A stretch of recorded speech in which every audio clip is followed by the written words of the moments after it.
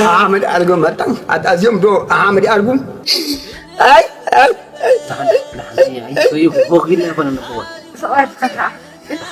مرة خيدو شرق إليهم صلي نيرو الآن كيدو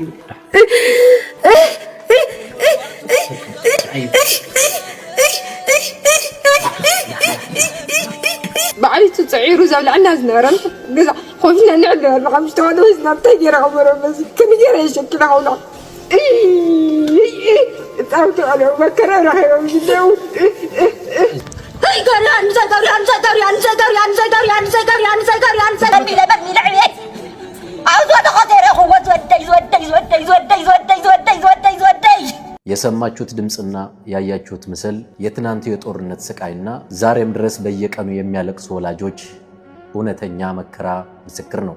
የትግራይ እናት እንባዋ እንኳን ሳይደርቅ ዳግም ሌላ አዲስ የለቅሶ ምዕራፍ መክፈት ፍጹም ጨካኝነት ነው። እነዚህ ከጀርባ የምትመለከቷቸው የትግራይ እናቶች አርሰውና ነግደው ጥረው ግረው ሲጠሯቸው የነበሩ ልጆቻቸው በሙሉ አልቀዋል። አሁን ላይ ከጀርባ ስክሪኑ ላይ እንደምትመለከቱት ወላጆች የሚጦራቸው አጥተው በረሃብ አለንጋ እየተገረፉ ይገኛል። የሞቱት ልጆቻቸው ድንገት ይመጡ ይሆን በሚል ተስፋ በቆረጠ ስሜት ደጃፍ ላይ ቆመው በየቀኑ በር እያዩ የደም እንባ ያለቅሳሉ። በድሆች ደምና እንባ ላይ የስልጣን ወንበራቸውን ለማደላደል የሚሰሩ የትውልድ እልቂትና መከራ ፈጽሞ የማይሰማቸው ራስ ወዳድ ጨካኝ ፖለቲከኞች ዛሬም በገዛ ቀያቸው ጧሪና ቀባሪ አጥተው በሐዘን እየማቀቁ የሚገኙ ምስኪን ወላጆችን የአይን ማረፊያ የመጨረሻዎቹን የህይወት ተስፋዎቻቸው በጠበንጃ አፈሙዝ እየነጠቁ ለሚቀሰቅሱት አዲስ የጦርነት ነጋሪት ማገዶነት እያዘጋጇቸው ይገኛሉ።